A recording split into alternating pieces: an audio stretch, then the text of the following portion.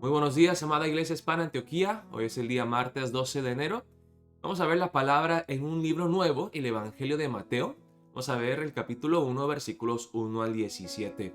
El título del devocional de hoy es La genealogía de Jesucristo, tres tiros al blanco. Vamos a leer la genealogía para empezar el libro de Mateo. Y acuérdense que Mateo fue judío y que estaba escribiendo a una audiencia judía con el propósito de convencerles de la identidad mesiánica de Jesús, que Jesús era el Mesías prometido al pueblo judío. Y han habido muchos judíos que se han convertido al cristianismo al ver la exactitud de la genealogía de Jesucristo. Vamos a ver que Dios toma su arco y sus flechas y le da tres tiros al blanco, tres tiros exactos al blanco con la genealogía de Jesucristo, que son tiros que ofenden al judío, pero que en fin corroboran la identidad mesiánica de Jesucristo, confirman que Jesucristo es verdaderamente el Mesías prometido. Vamos a ver la palabra empezando en el versículo 1. Libro de la genealogía de Jesucristo, hijo de David, hijo de Abraham. Abraham engendró a Isaac, Isaac a Jacob, y Jacob a Judá y a sus hermanos. Judá engendró de Tamar a Fares y a Sara, Fares a Esrom, y Esrom a Aram. Aram engendró a Aminadab, Aminadab a Naasón, y Naasón a Salmón. Salmón engendró de Rahab a Booz, Booz engendró de Ruth a Obed, y Obed a Isaí. Isaí engendró al rey David, y el rey David engendró a Salomón, de la que fue mujer de Urías. Salomón engendró a Roboam, Roboam a Abías, y Abías a Asa. Asa engendró a Josafat, Josafat a Joram, y Joram a Usías. Usías engendró a Jotam, Jotam a Acaz, y Acaz a Ezequías. Ezequías engendró a Manasés, Manasés a Amón, y Amón a Josías. Josías engendró a Jeconías y a sus hermanos en el tiempo de la deportación a Babilonia. Después de la deportación a Babilonia, Jeconías engendró a Salatiel, y Salatiel a Zorobabel. Zorobabel engendró a Abiud, Abiud a Eliakim, y Eliakim a Azor.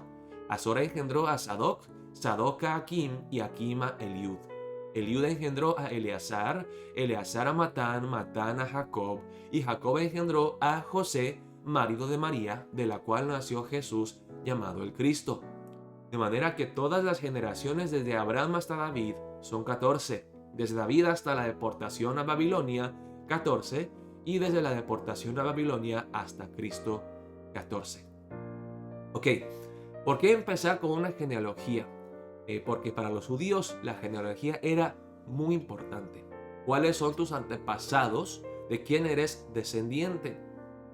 Ahora vemos que Mateo nos ayuda a ver que esta genealogía da tres tiros al blanco. Les voy a explicar cuáles son esos tiros. Ahora, antes de ver esos tres puntos, me gustaría explicarles algo. Dice en el versículo 17, de manera que todas las generaciones desde Abraham hasta David son 14, desde David hasta la deportación a Babilonia 14, y desde la deportación a Babilonia hasta Cristo 14. Ahora, no fueron exactamente 14 generaciones entre cada persona, entre Abraham y David, David y la deportación a Cristo. Lo que piensan muchos estudiados es que Mateo está utilizando algo que se usa mucho en el judaísmo, que es la geometría. Es el uso de los números y cada letra del alfabeto hebreo tiene un número. Por ejemplo, Aleph, que es la primera letra del alfabeto, se corresponde al número 1.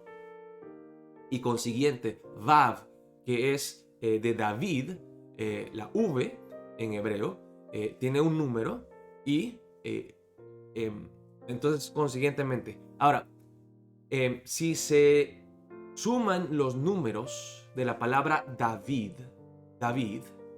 llegamos a 14. Entonces piensan muchos que Mateo utilizó este número 14 para mostrar de una manera clara y fácil de memorizar 14 generaciones entre Abraham y David, David, al exilio y el exilio a Cristo Jesús. Así que es una de las explicaciones que dan, porque hay más que 14 generaciones entre Abraham y David, pero para acordarse de algunos personajes importantes en la genealogía de Jesús, que Mateo se limitó a 14 y que no fue un número al azar, sino el número que deletrea el nombre David, para que veamos que Jesús es el hijo de David. Ahora, hay dos personas muy importantes aquí, Abraham y David. Lo vimos en el versículo 1, Jesús hijo de Abraham, hijo de David. Pero ¿por qué son tan importantes Abraham y David? Porque en Génesis 12 Dios hace un pacto con Abraham, el pacto abrámico, donde le promete que Dios bendecirá a las naciones a través de Abraham, a través de sus descendientes, o su semilla, su descendiente, que es Cristo Jesús. Y en segunda de Samuel capítulo 17 vemos el pacto davídico que Dios hace con el rey David, que de sus descendientes nacerá un verdadero rey que reinará eternamente.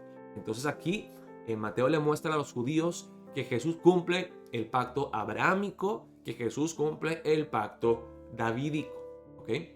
Entonces empezamos con el primer punto, que Jesús muestra, que esta genealogía muestra que Jesús es del linaje correcto, que es hijo de David, ¿okay? Del linaje correcto. Ahora, el segundo punto, además del linaje correcto, es que Jesús vino en el tiempo correcto, en el tiempo de Dios. En griego hay dos palabras que se usan para hablar del tiempo. Está cronos, que habla del tiempo cronológico visto desde la perspectiva del hombre, y está el tiempo kairos, que es el tiempo apuntado, el tiempo apropiado, el tiempo propicio, el tiempo exacto de Dios, cuando Dios cumple su voluntad y hace las cosas. Entonces vemos que Jesús llegó al tiempo kairos, en el tiempo de Dios. Y algunos dicen que toman la historia judía y la ponen como en una letra N, una letra mayúscula N, ¿ok? Entonces es así, N, que vemos entonces que empieza con la creación del mundo, y la creación cae. Y son tres filas, ¿no? Tres líneas. La creación cae por el pecado. Y luego de Abraham hasta David empieza a subir. Pero luego de David en adelante, por la idolatría y la desobediencia, caen otra vez en el cautiverio y llegan a ser prisioneros de guerra, exiliados. Y es en este punto más bajo que llega Jesús a mostrar que Dios no se ha olvidado del pueblo judío y que Dios los va a rescatar. Entonces Jesús llegó en el tiempo perfecto de Dios. Entonces el segundo tiro al blanco, el primer tiro fue el linaje correcto. El segundo tiro al blanco fue el tiempo correcto, el tiempo apropiado. Y el tercer punto que vamos a ver, el tercer tiro al blanco, es algo que ofende a los judíos bastante. Es el diseño correcto de Dios. El diseño perfecto de Dios, ¿en qué? En que esta genealogía se incluyen personas que no se incluirían normalmente en una genealogía judía. Se incluyen primeramente mujeres. 5 mujeres. ¿Ok? Es el primer punto. Que se incluyen mujeres. Ahora, en las genealogías judías, de vez en cuando se incluían mujeres solamente para respaldar el punto de que era de una clase alta, que era de sangre real, que eran puros. Entonces, para resaltar ese punto. Pero interesantemente, de las 5 mujeres que aparecen en la genealogía de Jesús, y vamos a ver quiénes son esas mujeres, no son de buena reputación. Encontramos la primera mujer que aparece aquí es Tamar. Tamar en el versículo 3. Una relación incestuosa. ¿Ok? De ahí llega el versículo 5, Rahab, la prostituta. ¿Ok? Incesto, prostitución. Luego aparece Ruth en el mismo versículo 5, una gentil que no es judía.